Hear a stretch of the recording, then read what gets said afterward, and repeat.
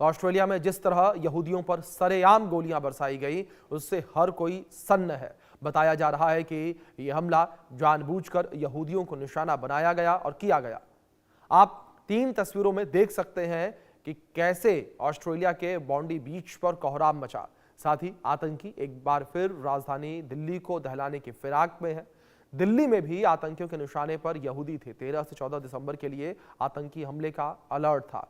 Israeli delegation के परिवार आतंकियों के टारगेट पर थे और एक बार फिर से शाहीन बाग के आंदोलन को खड़ा करने की तैयारी की जा रही है। जामिया यूनिवर्सिटी में रेजिस्टेंस डे के नाम पर मार्च की अपील की जा रही है।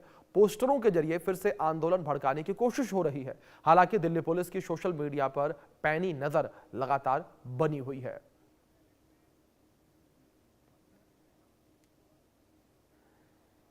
बड़ी खबर है, ऑस्ट्रेलिया में यहूदियों पर आतंकी हमला हुआ है और हमले में मरने वालों की संख्या 16 पहुंच चुकी है। हनुक्का त्यौहार मना रहे यहूदियों के ऊपर हमला कर दिया गया, फायरिंग कर दी गई। ताबड़तोड़ फायरिंग में कई लोग गंभीर रूप से घायल हो गए हैं।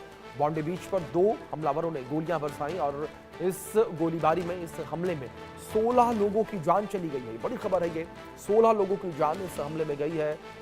यहूदियों के त्योहारों में गोलीबारी का मामला सामने आया।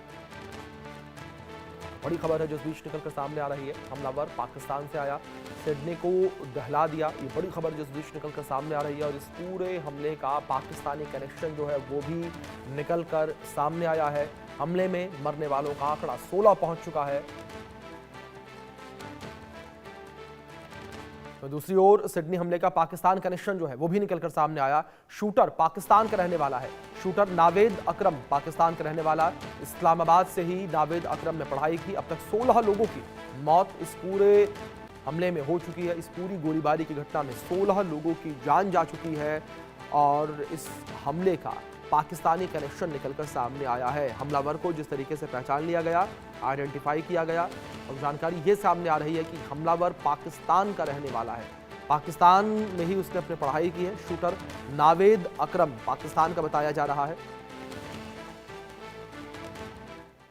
इस बीच एक और बड़ी खबर है, जहां भारत में रह रहे यहूदी भी आतंकियों के निशाने पर हैं। दिल्ली बेंगलुरु को लेकर हाई अलर्ट जारी किया गया है। दिल्ली और बेंगलुरु में सुरक्षा व्यवस्था बढ़ा दी गई है और यहूदी पूजा स्थलों पर इजरायली संस्थानों की निगरानी बढ़ा दी गई है। ये बड़ी खबर है, यहूदी पूजा स्थल और इजरायली संस्थान जो है वहां पर निगरानी बढ़ा दी गई है। ये बड़ी खबर जो इस बीच निकलकर सामने आ रही है। तो दिल्ली और बेंगलुरु में भी अलर्ट जो है वो जारी किया गया है। तो बड़ी खबर जो इस बीच निकलकर सामने आ रही है, दिल्ली और बेंगलुरु में अलर्ट जारी किया गया। ये बड़ी खबर जो इस बीच निकलकर सामने आ रही है।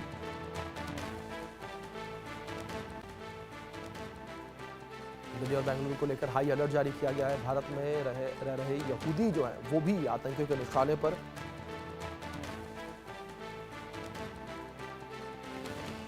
तो दिल्ली में भी